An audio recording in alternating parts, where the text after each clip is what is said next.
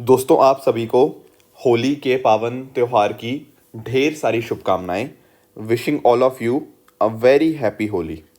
हमारी पूरी PW only S की टीम की तरफ से हमारी यही कामना है कि आपके परिवार में शांति, सुख एंड हैप्पीनेस कहीं ना कहीं बनी रहे। चलिए स्टार्ट करते हैं आज की डिस्कशन। अगर हम बात करते हैं द हिंदू के फ्रंट पेज की, तो आपको देखने को मिलेगा कि पिछले दिनों के अंदर जब अरविंद केजरीवाल दिल्ली के चीफ मिनिस्टर जी को अरेस्ट किया गया था, अभी उन्होंने यही इंटेंट दिखाया है कि वो जेल से ही सरकार को यहाँ पे चला रहे हैं। एट द सेम टाइम जो अपोजिशन अलायंस है इंडिया ब्लॉक, वो यहाँ पर 31 मार्च को दिल्ली के रामलीला मैदान के अंदर एक बहुत ही बड़ी यहाँ पे रैली का आयोजन कर रहा है। तो ये जो ईडी वाला मसला था और जो कांग्रेस के अकाउंट्स फ्रीज किए गए थे, ये सारे मसले कहीं ना कहीं कंबाइन करते हुए पिछले दिनों के अंदर हमें थोड़ी खींचतान यहाँ पे देखने को मिल रही है। दोस्तों, डेट है आज की 25 मार्च 2024 एंड आप सभी का स्वागत है आज के प्रीलिम बूस्टर न्यूज़ डिस्कशन के अंदर। पहला टॉपिक जो हम डिस्कस करेंगे that is with regards to arsenic contamination. देखिए, यूनाइटेड किंगडम की ना एक यूनिवर्सिटी है, यूनिवर्सिटी ऑफ शेफील्ड। इनके द्वारा यहाँ पर ये देखा गया है कि किस तरह से अगर मान लीजिए आप जो पानी यूज़ कर रहे हैं, स्पेशली राइस के अंदर जो होता है कई बार, ठीक है ना, तो उससे अगर आप चावल कहीं ना कहीं कुक कर रहे हैं जो कि पानी कंटेमिनेटेड है आर्सेनिक के साथ, इसकी वजह से लोगों की हेल्थ के साथ एक बहुत बड़ा एक रिस्क पैदा हो जाता है। थोड़ा पहले आर्सेनिक के बारे में चर्चा करते हैं। देखिए, आर्सेनिक हमारी अर्थ के क्रस्ट के अंदर एक नेचुरल एलिमेंट पाया जाता है। ये आपको सॉइल के अंदर, वाटर, एयर के अंदर नेचुरल प्रोसेस की वजह से देखने को मिल जाएगा। इनऑर्गेनिक जो आर्सेनिक होता है ना, वो ज़्यादा हार्मफुल होता है as compare to the organic arsenic. इस पर्टिकुलर आर्सेनिक की वजह से हो सकता है आपको अलग अलग तरह के कैंसर्स, जैसे skin cancer, lung cancer, blood cancer, kidney cancer, या अलग अलग तरह की हार्ट डिजीज़ एंड डायबिटीज़ हो सकती है। अब इस स्टडी के अंतर्गत ये पाया गया कि अगर हम बात करेंगे ना ज़्यादातर कंट्रीज़ की, स्पेशली ये 32% जो पॉपुलेशन है जो कि लो एंड मिडिल इनकम कंट्रीज़ के अंदर रहती है, वहाँ पर जो आर्सेनिक का कंटेंट है वो जितना WHO ने रिकमेंड किया है उससे कहीं ना कहीं ज़्यादा है। एंड इस वजह से दिक्कत बहुत ज़्यादा आ जाती है। समझ पाए इस चीज़ को। इंडिया की अगर हम बात करें तो इंडिया में भी सेम चीज़ है। स्पेशली जो वेस्ट बंगाल वाला रीजन है ना, उसके अंदर मैंने पिछले सालों के अंदर कई बार देखा है, बहुत सारे आर्टिकल्स आए हैं कि वहाँ पर आर्सेनिक का कंटेंट कुछ एरियाज़ में डेफिनेटली देखने को मिला है। इंडिया एंड बाकी 40 और कंट्रीज़ ने भी स्ट्रिक्टर स्टैंडर्ड्स यहाँ पे अडॉप्ट करने की कोशिश करी है, बट अभी भी रिस्क काफ़ी ज़्यादा हमें हाई देखने को मिल जाएगा। ठीक है, तो जो आपकी एशिया की कंट्रीज़ हैं एंड साथ ही साथ जो वेस्टर्न कंट्रीज़ हैं, वो डेफिनेटली उनके ऊपर एक हाई रिस्क हमें यहाँ पे देखने को मिल जाता है। साथ में अगर हम बात करें WHO और यूनिसेफ, ठीक है, वर्ल्ड हेल्थ ऑर्गेनाइजेशन एंड आपका जो चिल्ड्रन इमरजेंसी फंड होता है, उनका जो जॉइंट मॉनिटरिंग प्रोग्राम है, वहाँ पर भी यही चेक करते हैं कि कितना यहाँ पे कंटेंट है, क्या जो आपकी रेशोज़ हैं फॉर आर्सेनिक वो with in the limited range हैं या नहीं है। ठीक है ना, किनको यहाँ पे प्रॉपर ड्रिंकिंग वाटर मिल रहा है जो कि फीकल एंड केमिकल कॉन्टामिनेट से फ्री हो, यहाँ पे ये सारी चीज़ें नहीं होनी चाहिए। उसके अंदर वो आर्सेनिक को भी कहीं ना कहीं मेज़र करते हैं। इसके अलावा ना, ये जो आपकी रिसर्च थी, इस रिसर्च के अंदर ये भी देखा गया कि जो हम चावल को अलग अलग तरह से यूज़ करते हैं, जैसे फॉर एग्जांपल कुछ लोग ऐसे होते हैं जो चावल के ना पानी को बार बार यूज़ करते हैं, या फिर चावल का पानी एक बार फेंक दिया, फिर दोबारा से उसको पानी डाला, फिर दोबारा से उसको यहाँ पे फेंक दिया पानी को। एंड इस तरह से अगर बार बार आप वाटर को यूज़ करेंगे ना, मतलब सेम वाटर नहीं, नया नया पानी उसके अंदर डालते रहेंगे, तो कहीं ना कहीं एक पर्सन के अंदर जो बॉडी के अंदर आर्सेनिक जा रहा है ना, वो कहीं ना कहीं कम हो सकता है। तो इस तरह से इन्होंने अलग अलग टेक्निक्स की भी बात करी है। कुछ लोग ऊष्मा चावल भी खाते हैं, ऊष्मा चावल के किस तरह से उसमें आर्सेनिक के कंटेंट को हम कम कर सकते हैं, ये सारे सजेशन यहाँ पे इनके द्वारा दिए गए। एंड इवन ना, यहाँ पे अगर आप नोटिस करोगे, आर्सेनिक के कुछ फ़ायदे भी आपको देखने को मिलते हैं। मैं ये नहीं कह रहा कि आर्सेनिक आप कंज्यूम करो, एक्चुअली हमारी बॉडी के अंदर भी आर्सेनिक होता है, इसमें कोई डाउट की बात नहीं है, पर वो एक सर्टेन लिमिट तक ही होना चाहिए। अगर वो लिमिट से ज़्यादा हो जाता है ना, तो पर्सन्स की डेथ भी हो सकती है। इनफैक्ट ना, पिछले कुछ महीनों के अंदर मैंने एक केस भी पढ़ा था जहाँ पर एक वाइफ थी, वो अपने हस्बैंड को मारना चाहती थी, तो उन्होंने उनको उनकी चाय के अंदर और सारी चीज़ों के अंदर इतना ज़्यादा आर्सेनिक दिया कि उस वजह से इस पर्सन की हेल्थ बिगड़ी एंड उनके बाद उनकी डेथ हो जाती है। ठीक है ना, तो but on the other hand अगर हम बात करें आर्सेनिक के यूजेस की, तो आप देखोगे पेस्टिसाइड, हर्बिसाइड्स के अंदर हो गया, वुड प्रिजर्वेशन के अंदर हो गया, ग्लास प्रोडक्शन, सेमीकंडक्टर के अंदर आपका आर्सेनिक यूज़ होता है, एंड मेडिसिन के अंदर भी थोड़ा बहुत आर्सेनिक यूजेज होता है, पर वो लिमिट के अंदर ही होता है। ऐसा नहीं कि आर्सेनिक बहुत ज़्यादा यूज़ किया जाता है। ठीक है, UPSC ने 2013 में क्वेश्चन पूछा था, इसका आंसर आप मुझे बताओगे कि आपके हिसाब से ड्रिंकिंग वाटर के अंदर क्या पॉल्यूटेंट्स हमें आज के समय इंडिया के अंदर देखने को मिलते हैं। ठीक है, तो ट्राई कीजिएगा एंड नीचे मुझे कमेंट्स में इसका भी आंसर आप बता सकते हो। दोस्तों, आगे बढ़ने से पहले एक छोटी सी इन्फॉर्मेशन है। अगर आप मेरे साथ कनेक्ट करना चाहते हैं तो आप इस टेलीग्राम चैनल के माध्यम से मेरे साथ कनेक्ट कर सकते हैं। आपके जो भी डाउट्स होते हैं, कुछ आपने मेरे साथ कुछ डिस्कशन करना होता है, वो आपको यहाँ पे कमेंट सेक्शन के अंदर इस पर्टिकुलर टेलीग्राम चैनल पे आप कर सकते हैं। Plus at the same time कुछ इंपॉर्टेंट जो कंटेंट नोट्स होते हैं और कुछ लिंक्स वगैरह मैं यहाँ पे डेफिनेटली शेयर करता रहता हूँ। नेक्स्ट हम चलते हैं अगले टॉपिक तरफ, that is Netravati river front project. देखो, आप लोगों की हो सकता है गर्लफ्रेंड या बॉयफ्रेंड होंगे, पर आप लोग बोलेंगे सर नहीं, हम तो यूपीएससी एस्पिरेंट हैं, हम तो इन चीज़ों में इन्वॉल्व नहीं होते। चलो ठीक है, कोई बात नहीं, बट आपने कई बार देखा तो होगा कुछ एरियाज़ को ना इस तरह से डेवलप किया जाता है जहाँ पर लोग, जैसे ये वाला एरिया है, अब इसको मैंने अगर मान लो थोड़ा सा डेवलप कर दिया। कैसे डेवलप कर दिया? यहाँ पर कुछ गार्डन सा बना दिया, ठीक है ना, पार्क बना दिया, साथ में कहीं ना कहीं बाईसाइकिल ट्रैक बना दिया, राइट, कुछ एडवेंचर स्पोर्ट्स लगा दिए, तो ये एरिया ना अपने आप में टूरिज़्म के लिए बहुत अच्छा बन जाएगा। आप लोग ये चीज़ से जानते होंगे, टूरिज़्म अच्छा खासा यहाँ पे डेवलप हो सकता है। टूरिज़्म तो हो जाएगा डेवलप, पर आप साथ में पता क्या करोगे? इस तरह से बहुत सारे पेड़ों को काटोगे। प्लस ये वाला जो जोन है, ये कहीं ना कहीं कोस्टल जोन है, उसके ऊपर नेगेटिव इम्पैक्ट आएगा। जो वहाँ पे लोकल कम्युनिटीज़ इनके ऊपर डिपेंड करती हैं, वो भी कहीं ना कहीं सोचेंगी, उनका भी लाइवलीहुड इम्पैक्ट हो सकता है, बिल्कुल हो सकता है। यही सारी चीज़ें ना कर्नाटका के अंदर एक जगह है मैंगलोर, ठीक है ना, वहाँ पर नेत्रावती रिवर फ्रंट प्रोजेक्ट चल रहा है। ठीक है, किस पर्पज़ के लिए? प्रोमेनाड होता है जो जगह आपकी स्टॉलिंग घूमने फिरने के लिए होती है, उस पर ये प्रोजेक्ट चल रहा है। पर एनजीटी, नेशनल ग्रीन ट्रिब्यूनल ने बोला है कि भाई आप लोग ना एक रिपोर्ट सबमिट करो। क्या रिपोर्ट आएगी? उस रिपोर्ट में ये देखा जाएगा कि आप ये जो प्रोजेक्ट बना रहे हो, ये पेड़ वेड़ काट रहे हो, ये सारी चीज़ें कर रहे हो, इन्वायरमेंट इम्पैक्ट कितना है, इस असेसमेंट कितना है इसके ऊपर, ठीक है ना, वहाँ के लोकल कम्युनिटीज़ के ऊपर कितना इसका इम्पैक्ट आ रहा है। ये यहाँ पर एनजीटी ने इसके लिए डिटेल्ड रिपोर्ट बात करने की कही है। थोड़ा सा हम इस रिवर के बारे में जान लेते हैं, नेत्रावती रिवर के बारे में। ये वेस्टर्न घाट्स के अंदर ओरिजिनेट होती है, इन बंगरा वैली के फॉरेस्ट वैली, जो कि आपको यलेंगर घाट्स, ठीक है, वेस्टर्न घाट्स आप ध्यान में रखिएगा, और Kudremukh range in Chikmagalur district of Karnataka. ये पूरी इसकी आपको ओरिजिन आपको देखने को मिल जाएगा इस पर्टिकुलर रिवर का। ध्यान रखने वाली बात यह है कि जो नेत्रावती रिवर है, ये आपकी वेस्टर्न घाट से ओरिजिनेट होगी, फिर जाके कुमाराधारा रिवर के साथ ये मर्ज कर जाएगी, एंड ये अकॉर्डिंगली फ्लो करती है अरेबियन सी के अंदर। ध्यान रखना, बे ऑफ बंगाल के अंदर नहीं, अरेबियन सी के अंदर यहाँ पे ये फ्लो करती हुई देखने को मिल जाएगी। ये जो कुमाराधारा रिवर है, ये जो इसके साथ मिलती है ना, ये भी वेस्टर्न घाट से ही ओरिजिनेट करती है। एंड अकॉर्डिंगली नेत्रावती रिवर फिर आपकी बहुत पॉपुलर प्लेस है, धर्मस्थल, उसके थ्रू फ्लो करती हुई ये आगे मूव करती है। आपके कुछ नियर बाय रीजन जैसे बंटवाल हो गया, मैंगलोर हो गया, वहाँ पर मेन सोर्स पानी का ये नेत्रावती रिवर ही है। और जैसे मैं आपको कह रहा था, प्रोमेनाड डेवलपमेंट मतलब एक ऐसा रीजन जहाँ पर आपके घूमने फिरने के लिए, स्ट्रॉलिंग के लिए अलग अलग चीज़ें होती हैं, वो यहाँ पर कंस्ट्रक्ट करी जा रही हैं। तो अलग अलग आपकी सिटी को यहाँ पे कनेक्ट कर दिया जाएगा इस पर्टिकुलर रीजन के अंदर। एंड यहाँ पर आपके nature park, adventure sports, gardens, park, walkways, bicycle tracks, ये सारे यहाँ पे अकॉर्डिंगली बनाए जाने की यहाँ पे कोशिश है, ठीक है ना। बट एनजीटी ने बोला है कि आप हमें पूरा एक कंप्लीट डॉक्यूमेंट सबमिट कीजिए, जहाँ पर ये बताइए कि इससे कितना नुकसान होगा, क्या क्या चीज़ें होंगी। तो ये सारा वाटर फ्रंट डेवलपमेंट यहाँ पे हो रहा है, जहाँ पर आप टूरिज़्म के साथ साथ सारे एस्पेक्ट्स को यहाँ पे देखने की कोशिश कर रहे हैं। तो जो आपके वाटर फ्रंट वाले रीजन्स हैं, उनको लिवेबल स्पेसिस हो गया, कम्युनिटी गैदरिंग जैसे टूरिज़्म हो गया, उसके लिए आप यहाँ पे यूज़ कर रहे हैं। नेक्स्ट बढ़ते हैं अगले टॉपिक की तरफ, दैट इज़ ऑपरेशन इंद्रावती। देखो, दरअसल में ना यहाँ पर जब मैं बात करता हूँ ऑपरेशन इंद्रावती की, यहाँ मैं बात कर रहा हूँ हेती कंट्री की। एक्चुअल में हेती कंट्री आपको यहाँ पे कैरिबियन सी के पास में देखने को मिल जाएगी, basically in the Atlantic ocean. अब इंडिया के ना बहुत ही कम लोग रहते हैं हेती के अंदर, ऐसा बताया जाता है लगभग 75 से लेकर 90 इंडियंस पर इतने ही हैं।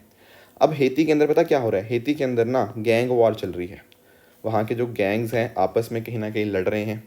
इस वजह से, और इतना ज़्यादा उन्होंने वो गैंग्स का, वो कह सकते हैं उनका इतना खौफ हो चुका है ना, कि जो वहाँ के गवर्नमेंट है उसको ऊपर भी काफ़ी मेजर खतरा यहाँ पे आज के समय देखने को मिल रहा है। इवन जो हेती की यहाँ पे आपको कैपिटल देखने को मिलेगी, पोर्ट ओ प्रिंस, ये पर्टिकुलर सिटी को भी लगभग 80-90% इन्हीं गैंग्स ने यहाँ पे कंट्रोल कर रहे हैं। अब वहाँ पे लोकल लोगों के ऊपर भी, and at the same time जो बाहर के लोग हैं उनके ऊपर भी काफ़ी एक मेजर थ्रेट देखने को मिल जाएगा। इंपॉर्टेंट चीज़ आपको ये देखने को मिलेगी, इंडिया की कोई भी एम्बेसी आपको हेती में नहीं देखने को मिल रही। तो इंडिया क्या कोशिश कर रहा है कि जो भारतीय हैं जो वहाँ पे अब फंस चुके हैं उनको यहाँ पे हम कोशिश कर रहे हैं कि यहाँ पे हमारा साथ में एक पड़ोसी मुल्क है इनका हैती का, डोमिनिकन रिपब्लिक, ठीक है, वहाँ पर सेंटो डोमिनिगो, यहाँ से हम कहीं ना कहीं मॉनिटर कर रहे हैं कि कैसे हम अपने लोगों को बचा सकते हैं, कैसे उनको सेफली यहाँ पे पहुँचा सकते हैं। तो कोशिश ये है कि यहाँ से कहीं ना कहीं लोगों को हम यहाँ पे ले आएँ डोमिनिकन रिपब्लिक के अंदर, एंड अकॉर्डिंगली हम उनको यहाँ पे देख पाएँ। तो ध्यान रखिएगा हैती कंट्री के बारे में, ये कैरेबियन सी के अंदर आपको देखने को मिल जाएंगी, ठीक है ना। यहाँ पर आप ये आइलैंड का नाम ध्यान में रखिएगा, आइलैंड ऑफ हिस्पैनियोला, ये उसका वेस्टर्न थर्ड यहाँ पे आपको देखने को मिल जाएगा। तो यहाँ पे बाकी कुछ इंपॉर्टेंट माउंटेन रेंजेस मैंने आपको लिख दी हैं, हालांकि इनको उतना याद करना पॉसिबल नहीं होगा, बट इसकी लोकेशन डेफिनेटली आप ध्यान में रखिएगा, नॉर्दर्न एंड वेस्टर्न हेमिस्फीयर अर्थ के ऊपर देखने को मिल जाएगी। एंड साथ में आपको डोमिनिकन रिपब्लिक के साथ ये बॉर्डर टच करता है। एंड बाकी ये जो आइलैंड तो मैंने आपको बता ही दिया, एंड कहीं ना कहीं कैरेबियन सी और अटलांटिक ओशन में मैंने आपको यहाँ पे बता दिया है। क्या मुद्दा था, वो यही है कि हैती के कैपिटल को ये गैंग्स ने कंट्रोल कर लिया है। एंड जब 2021 के अंदर वहाँ के प्रेसिडेंट की हत्या कर दी गई थी, उसके बाद से ही कहीं ना कहीं इस तरह के क्राइसिस देखने को मिला है, पर अब ये बहुत ज़्यादा इंक्रीज़ हो चुका है। इसी के लिए इंडिया ने ऑपरेशन रन किया है, ऑपरेशन इंद्रावती, जिसके माध्यम से हम भारतीयों की यहाँ पे मदद कर रहे हैं। आगे बढ़ते हैं अगले टॉपिक की तरफ, इन विट्रो फर्टिलाइजेशन ट्रीटमेंट। ये क्या है, देखो अभी जैसे हम बात कर रहे थे ना गैंग्स की, अब गैंग अगर हैती में है तो भैया गैंग इंडिया में भी हैं और गैंग पंजाब में भी हैं, बिल्कुल ठीक बात है। और इसी गैंग वॉर का एक नतीजा हमें देखने को मिला था, जहाँ पर जो लॉरेंस बिश्नोई गैंग थी उनके द्वारा एक फेमस सिंगर सिद्धू मूसेवाला जी, उनको मार दिया गया था। अब इनकी तो चलो कुछ साल हो गए, आई थिंक 3 साल के करीब करीब होंगे हैं, पर इनकी जो सिद्धू मूसेवाला की जो माता जी थी उन्होंने रिसेंटली अभी एक बच्चे को जन्म दिया है, और वो जो बच्चे को जन्म दिया गया है ना, वो इन विट्रो फर्टिलाइजेशन ट्रीटमेंट के माध्यम से दिया गया है। पर इसकी वजह से ना काफ़ी ज़्यादा कंट्रोवर्सी आ चुकी है। मैं आपको थोड़ा कंट्रोवर्सी पे बाद में लेके चलूँगा, पहले आप ये समझो कि IVF ट्रीटमेंट आखिर होता क्या है। देखो ये एक मेथड है जहाँ पर वुमेन के एग्स को एंड मैन के स्पर्म को, इनको फर्टिलाइज किया जाता है आउटसाइड द बॉडी एक लैब के अंदर, समझे। तो लैब के अंदर इस तरह से वुमेन एग और मैन के स्पर्म को यहाँ पे फर्टिलाइज किया जाता है। फिर इन जो फर्टिलाइज्ड एग है आपके पास, एम्ब्रियो है, उसको ट्रांसफ़र कर दिया जाता है वुमन के वॉर्म के अंदर। ध्यान रखने वाली बात यह है कि जो फर्टिलाइजेशन हुई है वो आपकी लैब के अंदर हुई है, पर जो आपका वो ग्रो कर रहा है वो आपकी आपके वुमेन के वॉर्म के अंदर ही है। अब इसकी सक्सेस रेट काफ़ी अच्छी खासी हमें देखने को मिल जाती है। कई बार आप जानते हो ना, कईयों को, कई कपल्स को बच्चा नहीं होता, तो IVF के माध्यम से वो चीज़ इसको ट्राई करते हैं। इसके लिए ना IVF करवाने के लिए बहुत सारी चीज़ें देखनी पड़ती हैं कि उम्र कितनी है, रिप्रोडक्टिव हिस्ट्री कैसी है, इनफर्टिलिटी तो नहीं है किस तरह के, या लाइफस्टाइल हैबिट्स हैं, ये सारे अलग अलग चीज़ें देखनी पड़ती हैं। बाकी बहुत सारे इश्यूज़ कई बार होते हैं, जैसे फिलिपियन ट्यूब्स डैमेज हो चुकी होती हैं, मेल अनफर्टिलिटी होती है, जेनेटिक डिसऑर्डर होते हैं, तो इस तरह के अलग अलग इश्यूज़ को यहाँ पे IVF यहाँ पे ट्रीट कर सकता है। पर हमारे पास ना एक एक्ट है, असिस्टेड रिप्रोडक्टिव टेक्नोलॉजी एक्ट 2021। इसके हिसाब से IVF की जो ट्रीटमेंट है उसके लिए एज लिमिट डिफाइन कर दी गई है कि जो महिलाएं 21 से 50 साल हैं और जो मेन है 21 से 55 साल के बीच में, बस वही कहीं ना कहीं IVF ट्रीटमेंट करवा सकते हैं। अभी जो सिद्धू मूसेवाला जी की जो माता जी है ना, उनकी उम्र 58 साल है और पिताजी की उम्र लगभग 60 साल है, तो कहीं ना कहीं वो इस एज ग्रुप के अंदर नहीं आते। अब जब एज ग्रुप के अंदर नहीं आएंगे, इसकी एज लिमिट को ब्रीच किया जाएगा, तो कहीं ना कहीं सेंट्रल गवर्नमेंट ने पूछा है पंजाब से कि कैसे आप ये चीज़ अलाउ कर रहे हो, कैसे इनको यहाँ पे बच्चा हो गया जब ऑलरेडी उनकी एज ग्रुप के वो बाहर थे। तो इस वजह से ये न्यूज़ में था। आई होप आप समझ गए होंगे कि what exactly is in vitro fertilisation treatment, यानी कि IVF किसको कहते हैं। नेक्स्ट बढ़ते हैं अगले टॉपिक की तरफ, that is SSN-AUKUS programme, trilateral security partnership for nuclear submarines. देखो यहाँ पे ऑकस वर्ड है ना, ऑकस दरअसल में 3 कंट्रीज से बना है, ऑस्ट्रेलिया, UK और USA। I repeat, Australia, UK and USA। 2021 के अंदर पता क्या हुआ था, 2021 के अंदर ये तीनों कंट्रीज साथ में आई, Australia, UK and USA, and इन्होंने ना एक ट्राईलैटरल सिक्योरिटी यहाँ पे पार्टनरशिप कर दी, जिसका नाम रख दिया ऑकस। ये जो ऑकस है ना, ये मेजरली आपको इंडो पैसिफिक के अंदर देखने को मिल जाएगा। काम पता क्या है, देखो आप नोटिस करो, जब हम बात करते हैं ना ऑस्ट्रेलिया की, तो ऑस्ट्रेलिया को एक मेजर थ्रेट देखने को मिल रहा है इस रीजन के अंदर फ्रॉम चाइना। एंड जब हम बात करते हैं इंडो पैसिफिक रीजन की, तो वहाँ पर कहीं ना कहीं डिफेंस के पर्सपेक्टिव से, नेशनल सिक्योरिटी के पर्सपेक्टिव से क्या इंपॉर्टेंट बन जाती है, आपकी न्यूक्लियर सबमरीन्स। देखो आप लोग जानते होंगे, जब हम बात करते हैं ना, एक होती हैं आपकी डीजल पावर्ड सबमरीन्स, एक होती हैं आपकी न्यूक्लियर सबमरीन्स। डीजल सबमरीन में पता क्या होता है, देखो आप कहीं ना कहीं सबमरीन का पर्पस क्या है, सबमरीन ये है कि आप छुपके से हर चीज़ कहीं ना कहीं देख पाओगे, लंबे टाइम तक आपको डिप्लॉय करना ज़रूरी है, तभी आप इंटेलिजेंस गैदरिंग यहाँ पे कर पाओगे। पर डीजल सबमरीन में ना बार बार पानी से ऊपर आना पड़ता है। अब बार बार पानी से ऊपर आना पड़ेगा तो जो हमारा पर्पस था कि छुप कर इस चीज़ को देख पाओ, इंटेलिजेंस गैदरिंग कर पाओ, तो डू यू रियली थिंक ये डीजल सबमरीन उतनी इफेक्टिव होंगी? नहीं, सामने वाला एनिमी आपको कैच कर सकता है। पर न्यूक्लियर सबमरीन में ये दिक्कत नहीं है। न्यूक्लियर सबमरीन महीनों तक बिना सरफेस पे आए हुए लंबे टाइम तक इसको डिप्लॉय किया जा सकता है ताकि इंटेलिजेंस गैदरिंग और सर्वेलेंस करी जा पाए। ये फ़ायदे होते हैं न्यूक्लियर सबमरीन के। अब ये जो ऑकस प्रोग्राम था ना, इसके माध्यम से यही था कि यूके और यूएस यहाँ पर हेल्प करेंगे ऑस्ट्रेलिया को न्यूक्लियर सबमरीन्स यहाँ पे उनको टेक्नोलॉजी यहाँ पे देने के अंदर। ध्यान रखना, मैंने ये नहीं कहा कि न्यूक्लियर वेपन्स दे रहे हैं, मैंने कहा न्यूक्लियर सबमरीन्स की यहाँ पे बात करी जा रही है। ठीक है, तो इनके कुछ नाम है इस पर्टिकुलर क्लास ऑफ सबमरीन्स के। एसएसएन सबमरीन इनको बोला जाता है, एसएसएन ऑकस कह सकते हो आप यहाँ पे। तो इसके अंतर्गत यहाँ पे ऑस्ट्रेलिया बाय कर रहा है up to 5 nuclear submarines from USA in early 2030s। And इस तरह से कहीं ना कहीं ऑस्ट्रेलिया 7वां देश बन जाएगा जहाँ पर न्यूक्लियर सब पावर्ड सबमरीन्स यहाँ पे उसके पास होंगी। ठीक है ना। तो जैसे मैंने आपको बताया था, चाइना के साथ ये इश्यूज़ देखने को मिल रहे हैं। बाकी ताइवान भी देखो बहुत सारी कंप्लेंट्स कर रहा है कि चाइना इस तरह की चीज़ें कर रहा है। ठीक है, तो जैसा मैंने आपको बताया 2021 के अंदर ऑकस यहाँ पे बना था। एंड इस तरह से इनका क्या है कि यहाँ पर डिफेंस एंड नेशनल सिक्योरिटी को यहाँ पे इन्हेंस कर पाए। ठीक है, तो इस तरह से ट्रांसफर हो रही है यूएस की nuclear submarine technology and China की जो असर्टिवनेस देखने को मिलती है साउथ चाइना सी, उसको कहीं ना कहीं कंट्रोल करने के अंदर ये मदद करेगा। तो इसके जो न्यूक्लियर रिएक्टर्स हैं वो यूके के अंदर ही बिल्ड हो रहे हैं। सबमरीन को कंस्ट्रक्ट किया जा रहा है वो एडिलेड ऑस्ट्रेलिया के अंदर होगा। एंड जो ये टाइप ऑफ सबमरीन्स है ना वो ब्रिटिश डिज़ाइन की हैं, पर उनके वेपन सिस्टम ऑन बोर्ड जो होगा वो आपका यूएस का होगा। तो इस तरह से तीनों कंट्रीज़ यहाँ पे मिलकर साथ में यहाँ पे काम कर रही हैं। एंड जैसे मैं आपको बता रहा था, इससे इंटेलिजेंस गैदरिंग हो पाएगी, अंडर सी वॉरफेयर होगा एंड कहीं ना कहीं छुपके स्टेल्थ के साथ, साइलेंस के साथ ये सारी चीज़ें हम देख पाएंगे। ऑलरेडी ऑस्ट्रेलिया के पास डीजल पावर्ड फ्लीट हैं, पर उसके कहीं ना कहीं इश्यूज़ होते हैं कि बार बार सरफेस पे आना पड़ता है। पर न्यूक्लियर पावर्ड सबमरीन्स के साथ ये दिक्कत भी इनकी सॉल्व हो जाएगी। तो इस तरह से बहुत सारे यहाँ पे पैक्ट्स आपको देखने को मिलते हैं जिसके माध्यम से चाइना को काउंटर करने की कोशिश करी जा रही है। एनजस भी है एक चीज़ है, ठीक है ना। ऑस्ट्रेलिया, न्यूजीलैंड, यूएसए हो गया। क्वाड तो आप जानते ही होंगे जहाँ पर ठीक है ना, इंडिया, यूएसए, जापान और ऑस्ट्रेलिया देखने को मिल जाएगा। उसके अलावा 5 आइस के बारे में आप जानते होंगे जहाँ पर आपका USA, UK, Canada, Australia, New Zealand देखने को मिल जाता है और ऑकस भी यहाँ पर है। ठीक है, ये मैं आपको इसलिए दिखा रहा हूँ क्योंकि ना पिछले सालों के अंदर ये पूछा गया था कि इंडो पैसिफिक के अंदर क्या क्या इनिशिएटिव्स चल रहे हैं। तो you must have an idea कि अच्छा ये सारी चीज़ें हमें देखने को मिलती हैं। एंड बाकी कौन से ग्रुपिंग के अंदर कौन कौन सी कंट्रीज़ हैं इनके रिगार्डिंग तो आप जानते हो, बहुत सारे क्वेश्चन यूपीएससी हमसे पूछता रहता है। दोस्तों ये थी आज की डिस्कशन। इस डिस्कशन के इसके ऊपर कुछ मैं आपको होमवर्क दे रहा हूँ जिनका मुझे आप नीचे कॉमेंट्स में बताओगे आपके हिसाब से कौन सा ठीक है एंड कौन सा गलत है। सैटरडे मैंने जो आपको होमवर्क दिया था उसका आंसर डिस्कस कर लेते हैं।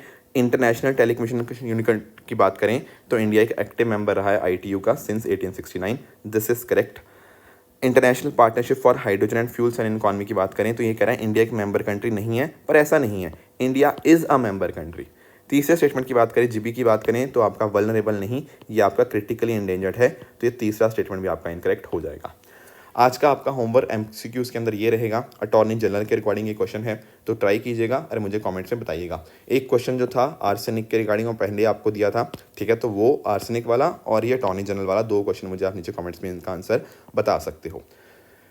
इसके अलावा मैंने आपसे क्वेश्चन पूछा था कि अगर मान लो एक हाई सेविंग इकॉनमी भी है ना, वहाँ पे कैपिटल फॉर्मेशन हो सकता है ना हो, ठीक है ना, कैपिटल फॉर्मेशन हो सकता है हो, बट कहीं ना कहीं हो सकता है आउटपुट में ज़्यादा इंक्रीज ना आए। देखो इसका कारण पता क्या रहता है, इसका कारण रहता है आपका हाई कैपिटल आउटपुट रेशो। जब मैं बात करता हूँ कैपिटल आउटपुट रेशो की, इसका मतलब ये होता है कि अगर आपको लेट से 1 यूनिट आउटपुट निकालना है ना, उसके लिए आपको कितनी कैपिटल चाहिए।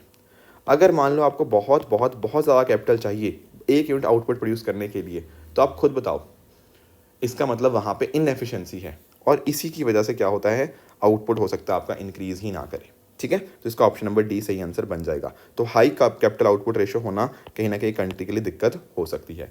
दूसरा मैंने आपको होमवर्क दिया था सिस्टम ऑफ राइस इंटेंसिफिकेशन की क्या क्या यहाँ पे खासियत या फिर क्या उसका क्यों यहाँ पे हेल्प हो सकती है। देखो यहाँ पर ना एक्चुअली क्या होता है, यहाँ पर सिस्टम ऑफ राइस इंटेंसिफिकेशन के अंदर इंटरमिटेंट इरिगेशन देखने को मिलती है जिसकी वजह से आपकी सॉइल ना मॉइस्ट रहती है पर कहीं ना कहीं हम उसको इनंडेट नहीं करते, मतलब फ्लडिंग नहीं करते। एक्चुअल में आप एक चीज़ नोटिस करना, ज़्यादातर जो फसलें हैं ना, उनको पानी नहीं चाहिए होता ग्रो होने के लिए, उनको चाहिए होता है क्या, उनको चाहिए होता है मॉइस्चर या नमी। ठीक है, अगर उनको वो मिलती रहे ना तो कहीं ना कहीं उससे कई बार बेटर रिजल्ट्स आ सकते हैं। ठीक है, तो यहाँ पर भी जो SRI है ना, उसमें हम इसी चीज़ को इंश्योर करने की कोशिश करते हैं। तो यहाँ पर आपको ये सारी चीज़ें, चाहे रिड्यूस सीड रिक्वायरमेंट हो, रिड्यूस मीथेन प्रोडक्शन हो, एंड आपका इलेक्ट्रिसिटी कंजम्पशन, ये सारी चीज़ें यहाँ पे SRI के अंदर देखने को मिल जाती हैं। तो इसका करेक्ट आंसर ऑप्शन डी बन जाएगा। तो दोस्तों ये थी आज की डिस्कशन। अगर आपको इसकी PDF चाहिए तो आप हमारे Telegram channel PW only official पे जा सकते हो और अपनी प्रेपरेशन को और भी बेहतर बना सकते हैं। सो इसी तरह से आप भी अपने एंड पे हार्डवर्क करते रहिए। Thank you very much for the discussion.